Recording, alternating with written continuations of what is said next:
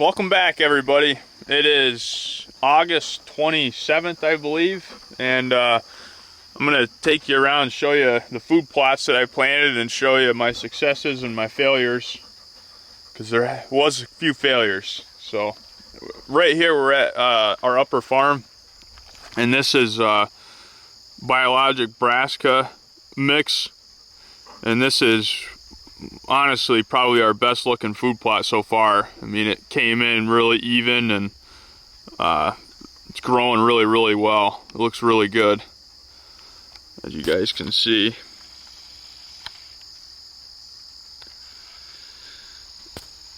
This will be a pretty deadly spot come late November, early December with a muzzle loader. And the other thing we have going for us is pretty much all those apple trees in the middle are loaded with apples. We don't really have anything up here as of right now that's, worth getting too excited about. But, that's going to change. This is a really big woods. We got lots of pressure on the backside. This is an area that we normally have things show up that we haven't seen, or, we hadn't been watching. This was the heartbreak piece of property we had up here last year. We had a buck we called Krabby for 3 years. We had watched him at least, and last year was the year we were going to let him have it, and we essentially didn't even get to hunt him. He got killed early October 22nd or something, and I was staying out of here till the first week of November, and I was going to come up and get after him. But that was the biggest disappointment of the year last year, was not even getting a chance to hunt that deer. And we'd watched him for a long time, but things look really good up here. There's some stand maintenance I'm going to do, change some straps on a few tree stands, and there's actually one that I'm going to move over here on this hillside that I had watched a lot of rut movement up above the stand last year, and I'm going to move to that spot this year. So it's looking good. Even Scout approves.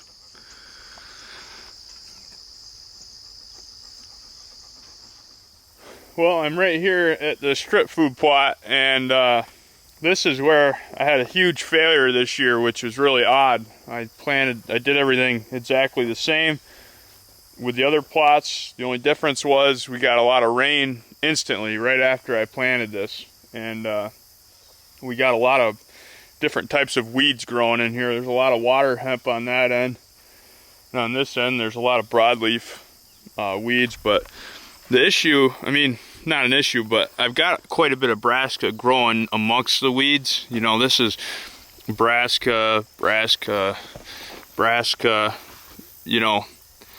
lot of brassica growing in amongst them, but I'm nervous those weeds are going to outdo them, and we're going to have issues. So I'm questioning whether I should come in here and just disc it all up and thinking about spraying it, disking it, and then planting winter rye, the whole plot to winter rye.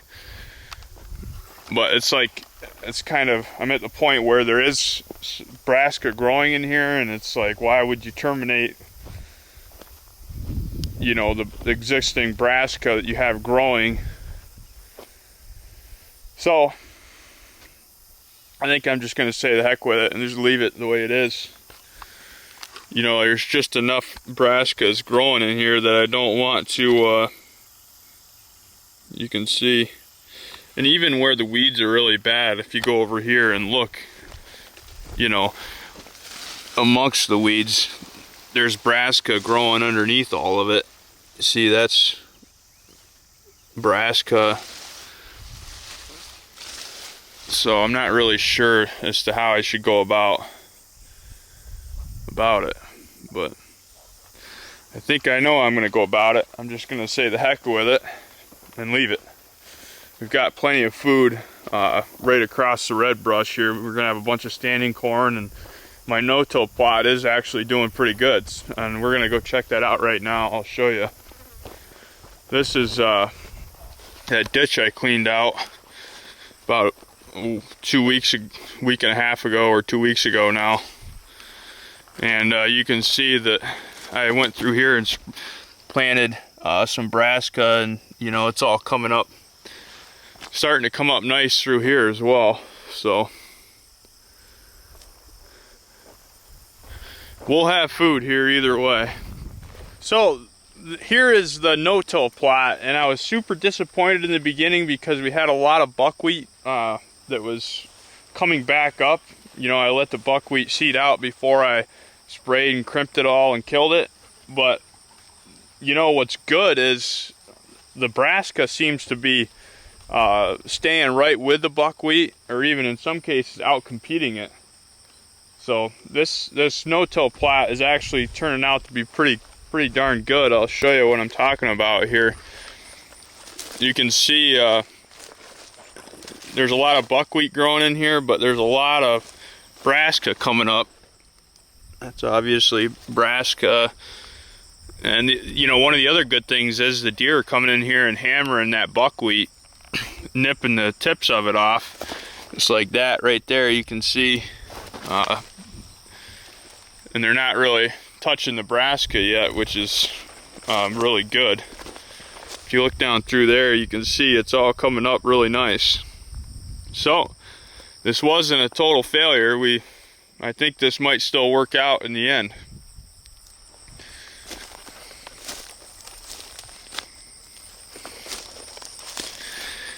The brassica actually looks pretty darn good for just putting it on the surface there. Time will tell.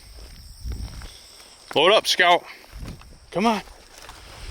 This is my Northwoods plot screen right here. And this didn't do very good, but you know, it did start to come around. It's really grown a lot in the past month, especially, I don't know what it was about this corner over here, but this corner, if all of it was like this, it would be perfect. That's clearly well over my head.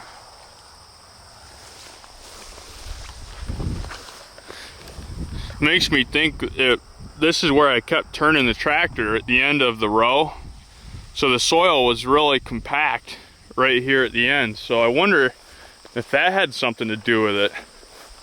Maybe the soil needs to be really packed. You know, every time I went up and down it with a cultipacker, I'd come right here and I'd do a loop. So this got super packed down because I went over it a bunch of times, whereas everywhere else down this whole row, you know, I just went over it once. It's starting to come around though a little bit. Maybe it will act as a good barrier. We'll see. Well, we've made it down here to Cherry Ridge, and I'm gonna put this, I'm moving this stand a little bit. I did have it on that tree right here, and what I was finding is a lot of these deer were sneaking through right next to the creek on me. And from this tree right here, I've got a good shooting lane right to the edge of the creek, right through this gap right there, which would be about 35 yards to the edge of the creek. So we're gonna go ahead and put this stand up in here somewhere, and we'll see how that is once we get it up there. Well, I've been working at this for longer than I'd like to admit, and my plan was I had this old hang-on or climber stand that I wanted to put up there and just use it like a tree stand, and this tree, just where I want to be in the tree, it's just not going to work. So we're going to go get a nice hang-on. I want to get a nice big seat and a nice big platform one, and I don't have one that I like right now. I've got some tiny ones, but I want a nice comfortable one. The more I hunt, the more I want to be comfortable. And you know, the more comfortable you are, the longer you can sit, the more likely you are to see your target buck. So we're gonna clean up this mess right here, and we're gonna go find a nice hang-on stand, and we're gonna get that in there instead. I just got back from seeing Daniel at Ravlin Hill Archery and just picked up this M150 monster hang-on. It's got a real big comfortable seat, big platform, This is just what the doctor ordered. So let's go ahead and we're gonna go ahead and take this whole thing apart and get it set up. If we can, ouch. That wasn't a good start. There. There it is.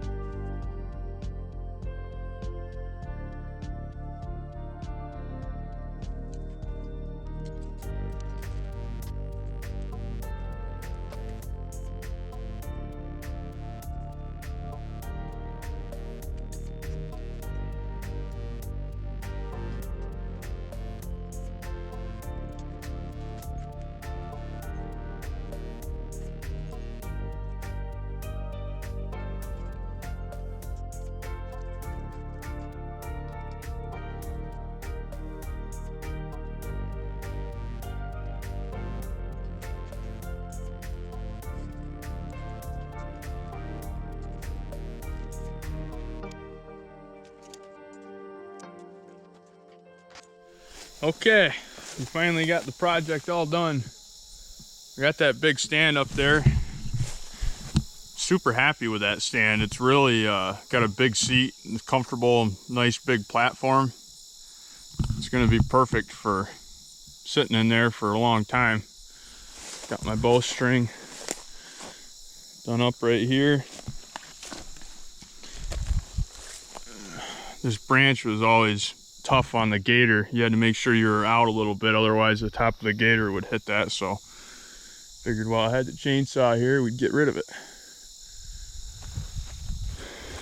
And I'll call my shot. It's going to be right there in that opening. That's where the shot's going to take place.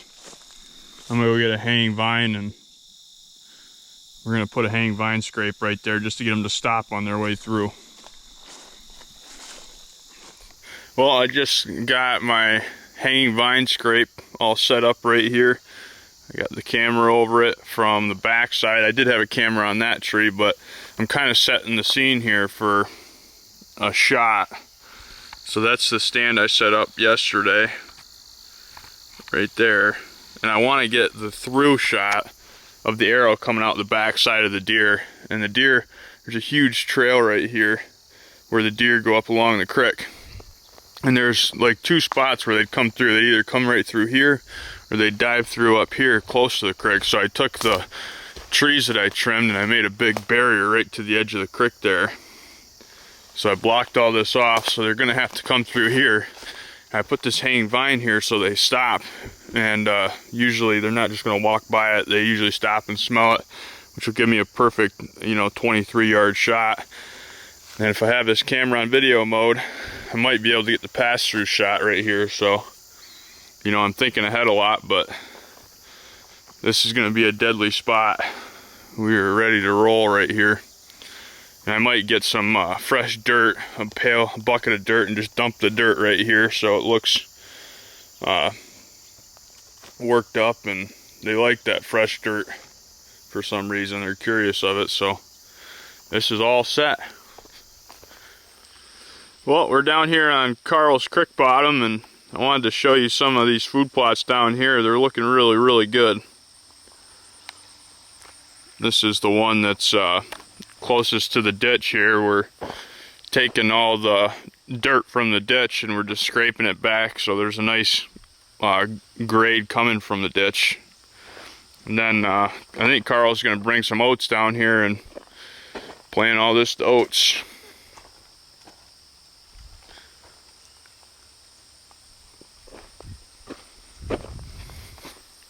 So I'm going to hop in there and finish her up. Just got this project all finished up, and Carl's gonna bring some oats down here and broadcast oats the entire length of this ditch here. It's a pretty long ditch. Goes all the way to the end there, but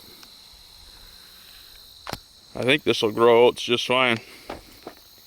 There's a lot of clay up there farther, but I think oats, kind of like rye, it'll grow anywhere just about. Hopefully this ditch really takes a lot of the water out of these plots here.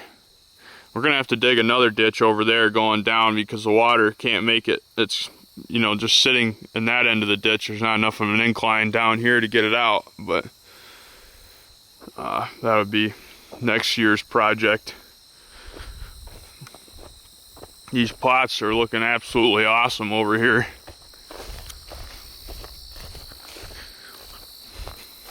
Did a little maintenance to the bridge right here. This thing was driving me a little crazy.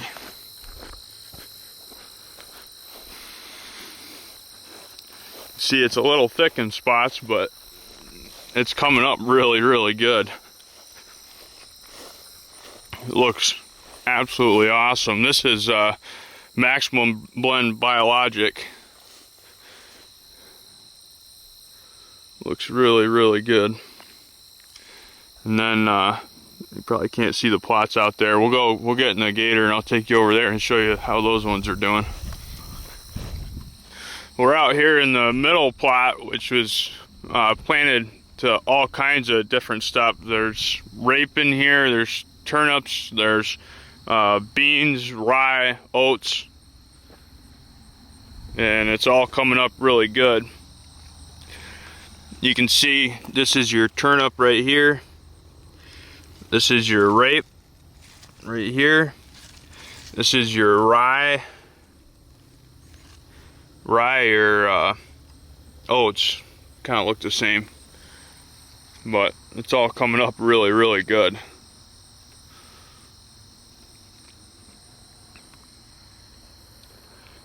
Even over here where it was really nasty and wet, it's coming up pretty good, surprisingly. We'll walk through this and go look at these other ones over here.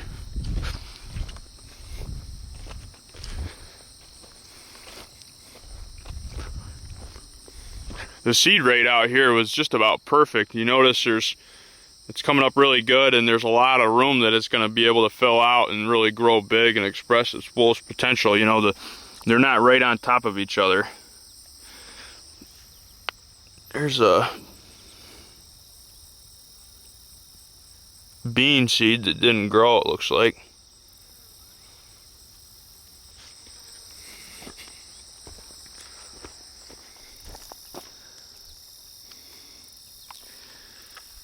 These strips are growing really well too.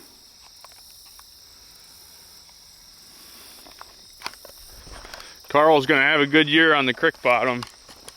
HLB, I think, will meet his demise right in this area right here. Carl knocked down a bunch of brush and stuff that was right there too, so he's got, you know, a good open view of this whole food plot right here. And this is such an awesome spot because these deer, this is all thick bedding in here, and when you get the food this close to bedding, you know, they can pop out during daylight and think they're hidden and secure, you know. As long as there's no pressure in here and there's nobody goes bebopping through the creek bottom, that, you know, big mature buck will lay right here and feed and, you know, just go back and forth until he catches a bullet from that shanty right there.